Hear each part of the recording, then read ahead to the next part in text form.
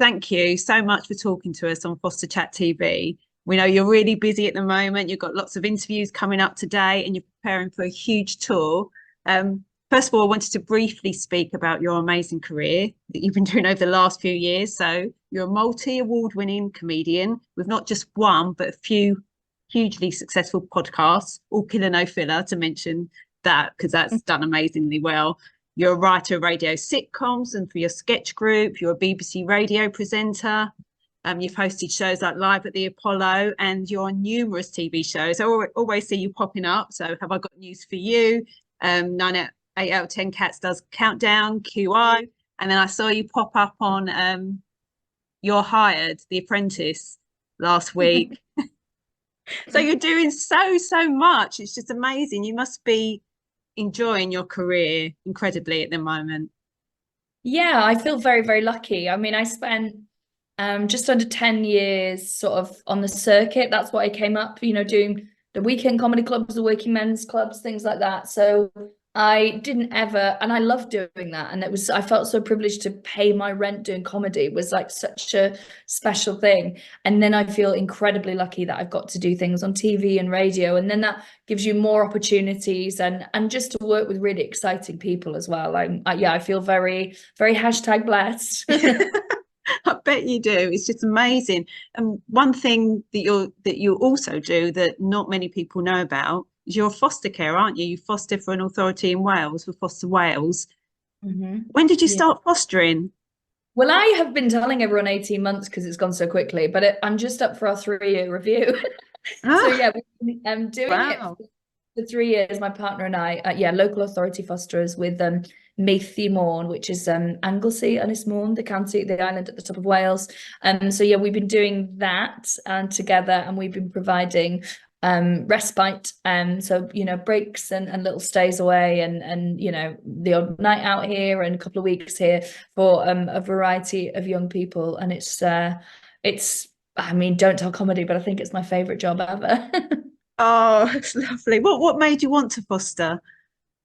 Well, I had always in my head, and the show is a lot about this of I'd always imagined having a family, because I think a lot of us do. But as I got older, I started to think, it just didn't appeal to me having biological children, and also it didn't make sense to me with everything that's going on in the world, and also how many amazing young people are there that just need love. And to me, that's what a family is, right? It's love and it's support. And I started to, even as young as sort of my late teens, early 20s, started to think, I don't think I want to have children biologically when I sort of settle down. And I think in my head, long term, I thought, and when my partner and I chatted about it, okay, well, we'll probably adopt way down the line. Because also for me, there was a selfish part of like, I love my career, and you have a biological clock and all this thing going, and I think what we'd intended to do was to adopt older children as well, so that took it gave me a bit of sense of relief. But during lockdown, there was a sort of call out and that was talking about how desperately, especially in lockdown, that foster carers were needed in my local authority. So we had a chat about it and was like, oh, this might work really well, and it's not what we planned. But maybe let's just investigate it. And as soon as we started, the training and talking to social workers, it felt just more and more like the right thing. And now we're doing it. Every placement we have, every young person that comes to us, it feels absolutely like we made the right decision. And this is, I know it's not conventional, especially to be, people who haven't had children themselves. But it really works for us. And I think the more of my friends that I speak to who are in a similar position to me, I think it would solve two problems. You've got my generation are a group of people who are really, we want to nurture, but we are worried about all the complications of having children, which are numerous. And then there's this group of children who need people who want to, who can nurture. So to me, it feels like the perfect thing to team up. Yeah, people would say, how do you fit it in? You've got so much going on, but it shows that you can foster with having a job as well. A lot of people think you can't do that. I thought you couldn't do that. I thought that they would say, oh, you can do it while lockdown is happening and then not afterwards, or you'll have to quit your job. Because I was going oh, well, I'll quit my job for a year. I'll do it on the years that I'm not touring and I just won't do any work. And so there was so many misconceptions. And, you know, in terms of, I thought we wouldn't be allowed to because we were slightly younger. I thought we wouldn't be allowed to because we hadn't had our own, you know, biological children. I thought our jobs would put people off. I thought that one of us would have to quit. It's actually an incredibly broad church because there are a lot of young people with a lot of different needs. And yes, it means I don't have many days off in a year, but it's absolutely worth it. And, you know, it's like anything that's kind of really important, like climate change or anything, that people have an expectation that you've got to do things perfectly to make a difference, and you have to be available all the time for every type of young person with every type of need. But actually having a great social worker, I can go, I think this is what we can provide and do really well. And I go, great, and we'll go away and work with that and the dates that you can do. So yes, it's really, really wonderful. And it's flexible and it can fit around your life. Yeah. I mean, just one of the weird things about my job is I do know where I'm going to be at least, like on what day, you know, doing what job 12 months in advance. That's the nature of what I do.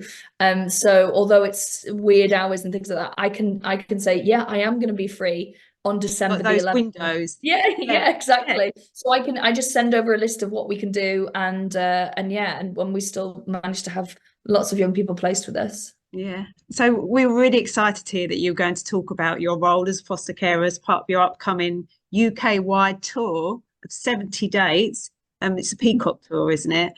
Yeah. And so how are you hoping to bring fostering into the show? Well, the show is all about it, really. I called it Peacock because it doesn't really mean anything, but I just thought it was I'm a bit of a show off. So I could see the poster when I said Peacock, and I had secretly started writing the show because part of the conditions for us being foster carers is that I couldn't use my very distinct name, because it would make me very Googleable. And I think I totally understand the thought process behind it, because it was like, it was a very unknown quantity, a stand-up comedian who wants to be, you know, a foster carer. So I couldn't use my name, couldn't tell the young people what I do, and I couldn't talk about it on stage. And then as I was going on, and you know, and we had more young people with us, I was like having all these conversations with my friends, and they were like, how's it going? And I was so evangelical about it and so, you know, positive.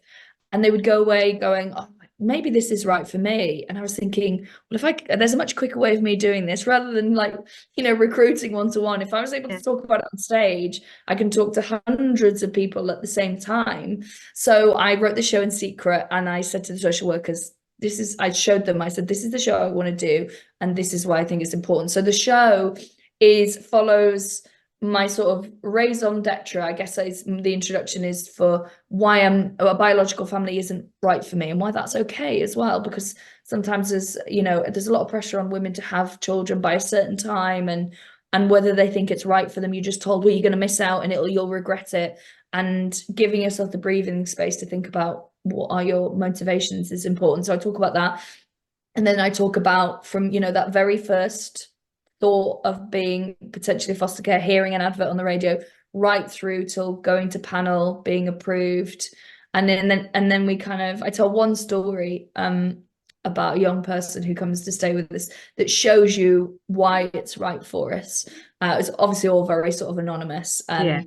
But yeah, that's the journey that we go on. Because also people are like, oh, so you're going to talk about fostering? I'm like, oh, I don't really talk about it on stage, because also I've only been doing it 3 years. And I don't feel like I'm the authority, you know, to write a show about it yet, but I can tell you about what the process is like, because it's all still feels so recent as well, and there's so much misinformation around it, or just assumptions. I'd made lots of assumptions about what it would be and how it would feel, and it's nice to say, oh, well, this is my perspective and my experience. And one of the amazing things that you're doing is allowing all the local authorities across the country where you're playing to have a stall in the foyer of your gig, which is an incredible opportunity.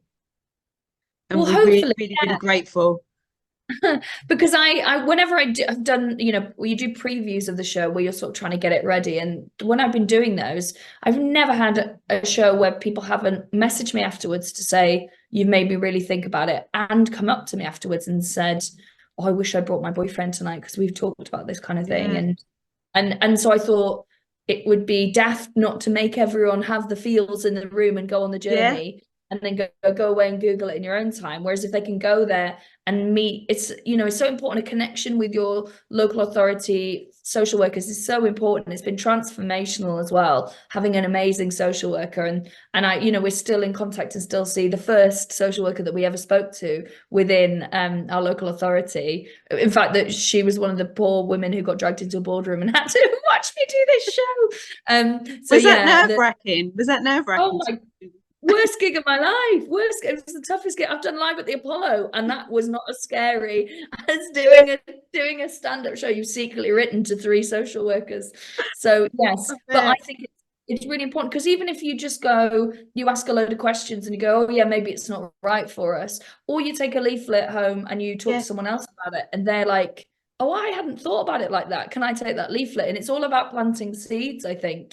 And sometimes you know, my shows, I always want people to feel something when they come away, and I thought, well, if I can make them feel and also understand the value that being a foster carer has. I think it's just such an unknown kind of area, and we don't see it on television, we don't see it represented. We might see blended families or adoptive families, but we don't really see foster families. So people don't even have a frame of reference unless they know a foster carer, and they're usually those amazing families that most villages or towns have, you know, where they've been doing it 40 years and they've had 100 kids, and you look at them and go, God, I'm not as brilliant as those people, but there are different ways of doing it. And hopefully I do you know what I want is people to watch the show and go, God, if she can do it, anyone can do it.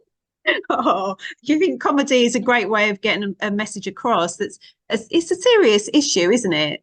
But hopefully it will make people listen more if you've got the comedy in there as well.